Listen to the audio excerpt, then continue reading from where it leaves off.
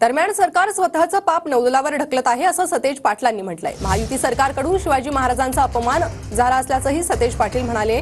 महायुती सरकारनं महाराष्ट्राची माफी मागून राजीनामा द्यावा अशी ही मागणी सतेज पाटलांनी केली आहे। मालवणमध्ये जे घडलं त्यावरून सरकारच्या वतीनं जनतेची माफी मागतो असं यावर शेलारांनी म्हटलंय।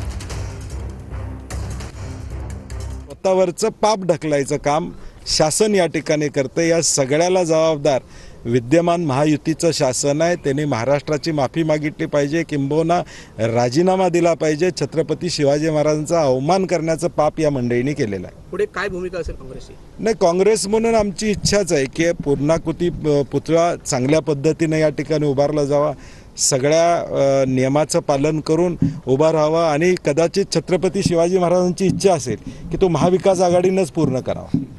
मला राजकीय कुठल्याही भाष्यावर करायचं नाही। जी घटना घडली ती दुर्दैवी, वेदनाजनक, क्लेशदायक, दुःखदायक आहे। संपूर्ण महाराष्ट्र हळहळतोय। आमच्या राजांचा कुठल्याही पद्धतीचा अपमान हा महाराष्ट्र काय हिंदुस्थान सहन करू शकत नाही। यामागे कोण आहे, कसं घडलं, का घडलं, दोषी कोण, FIR काय, चौकशी काय, या सगळ्या गोष्टी समोर येतील।